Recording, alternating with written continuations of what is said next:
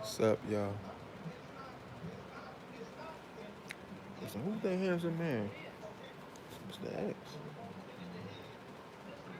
Come on in.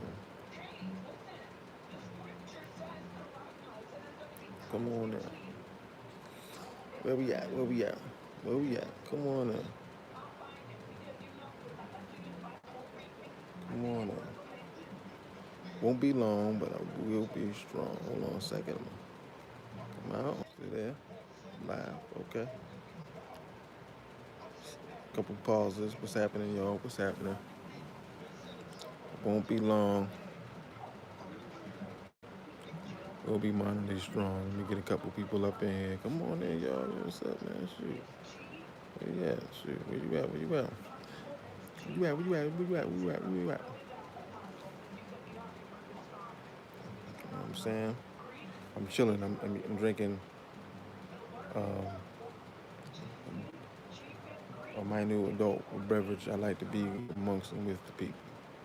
I talk to the grassroots of the grassroots. I'm talking about those who have been hoard, those who have lost their children, all that. I deal with the deal with the deal. You know what I'm saying? So you can't say you with the people if you're not amongst the people. We can't get on the conscious carpet. We're levitating above everybody else and looking down at everybody else. We don't wanna do that.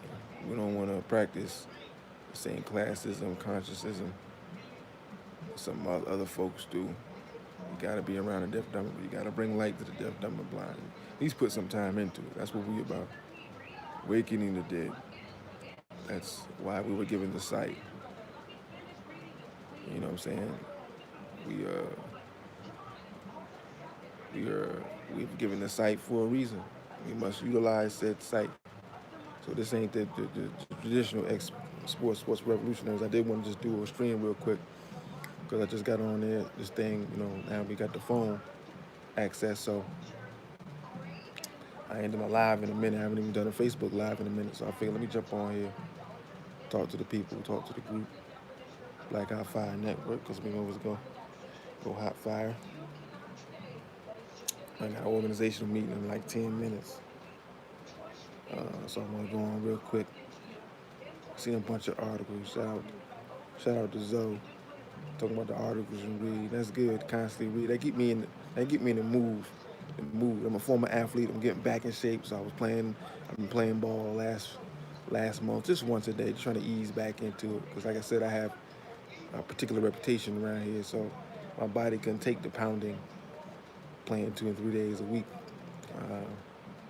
Uh, because in the world of basketball, when you at your best, people remember you at your best. So whenever you step on the court, that's the player that they're playing, and you can't tell them that you're not that player no more. And it's hard sometimes to tell yourself that you're not that player no more. So as you get older, you can't shed the pounds. I never thought that would happen to me. I'm at 235 pounds for 30 years. My weight has never hovered over 185 pounds, and now I'm 230. Another baby coming. So I really don't want to get too big. So I'm out playing, see if I can give it one more chance. On my black mama shit. But anyway, I want to do this real quick. The shit we finance. And I read something that said that the Gorilla Glue lady that seems to be sweeping the internet um, has raised $13,000. I don't know what for. For maybe hair plugs in her hair. I don't know. But apparently she put Gorilla Glue in her hair and lost all her hair. Right? She's been on newscasts. She's been on streams. We've been talking about her. This is the escapism my people get involved in, where we can't deal with anything specific and realistic and progressive, right? So that we have to find different avenues to escape. So people do all sorts of stuff, go live and be like, hey, listen, I'm about some, I'm about to put glue on my booty hole and see how that work out.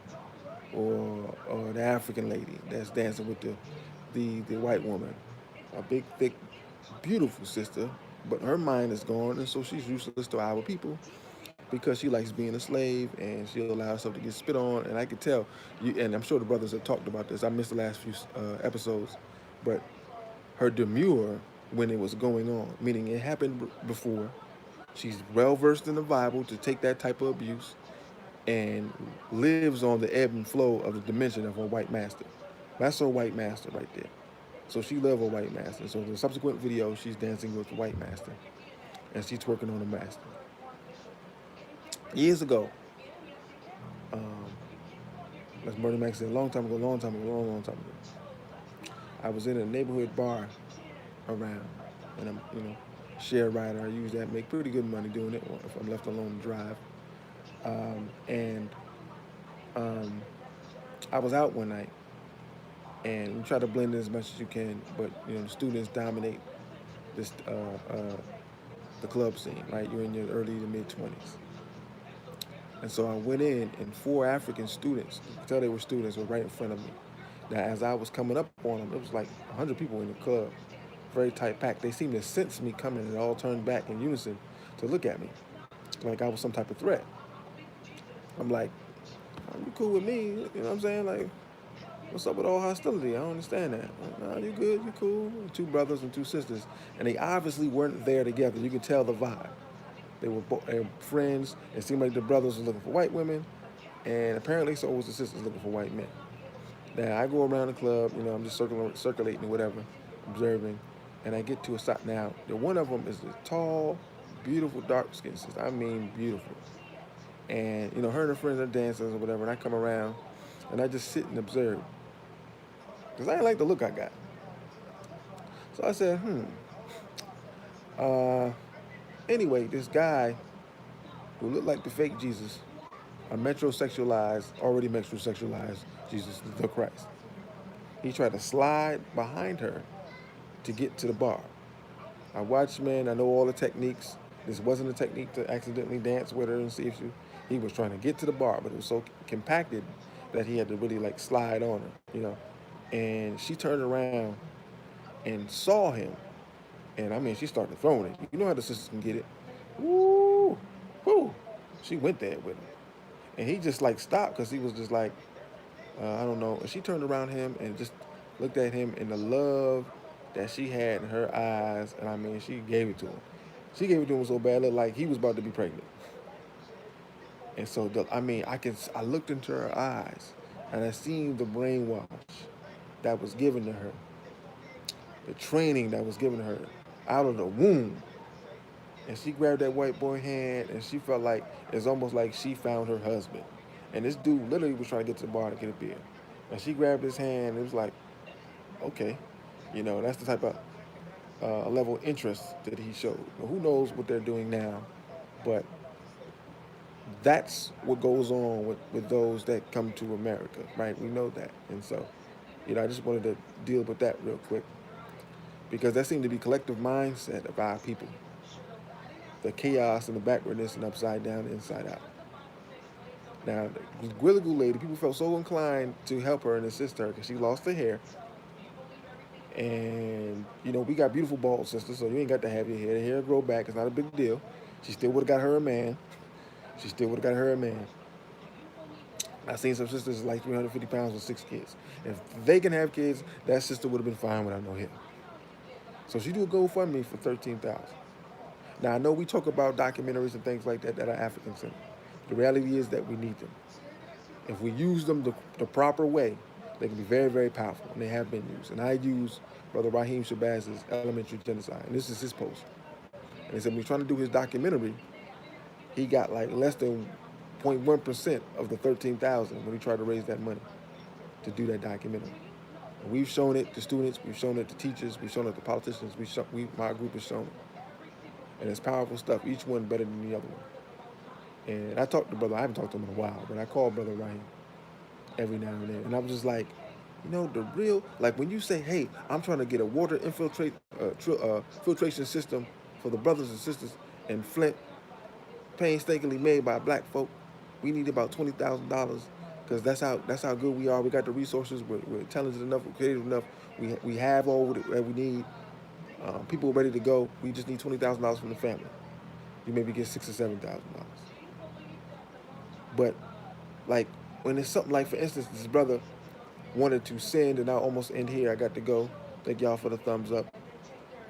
I may come back on later if Keith is not on. If Keith is on, I won't be on. But if nothing's going on later, I'll jump on.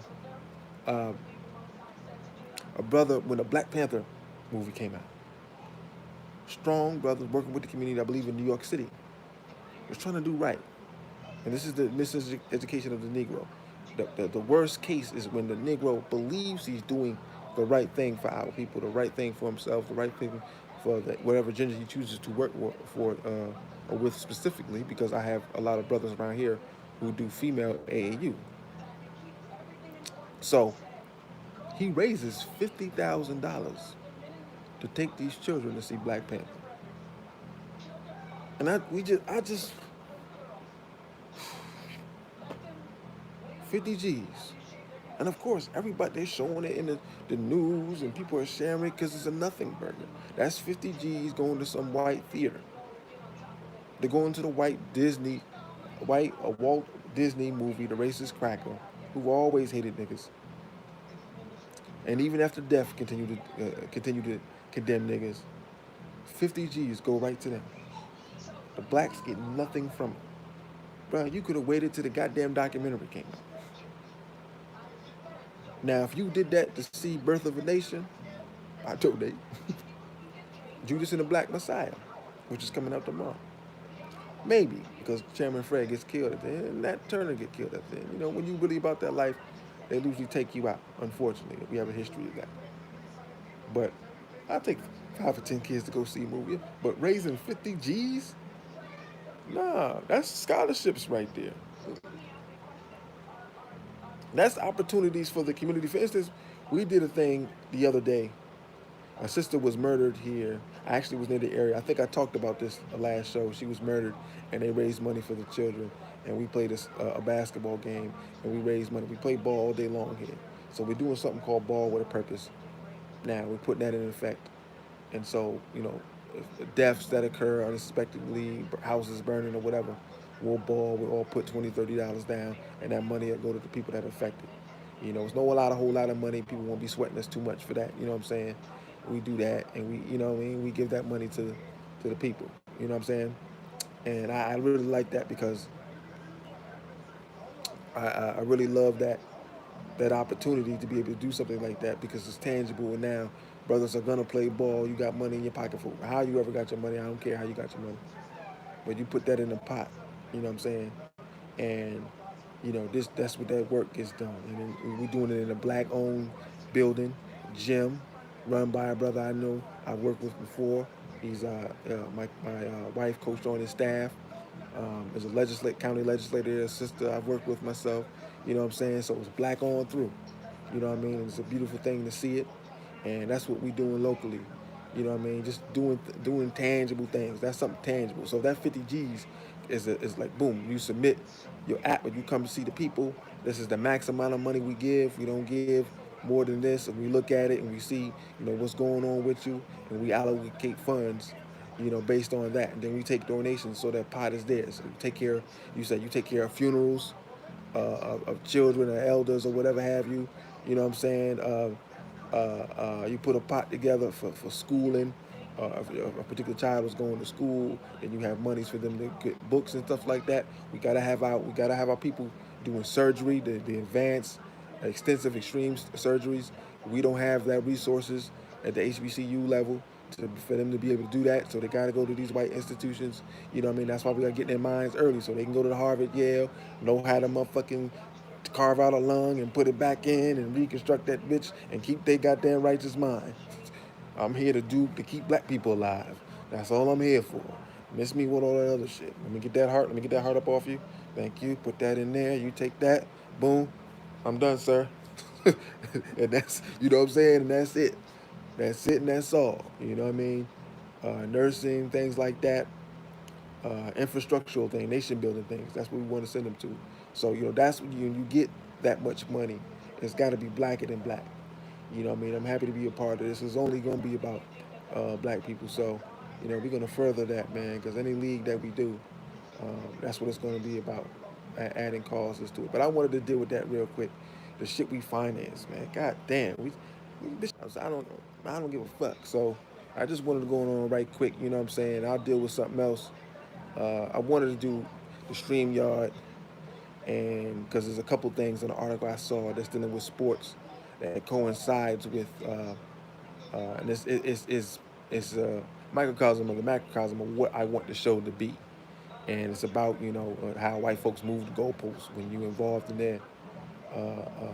their systems, their athletic systems, and then you completely and utterly dominate, whether it's be current and then historical.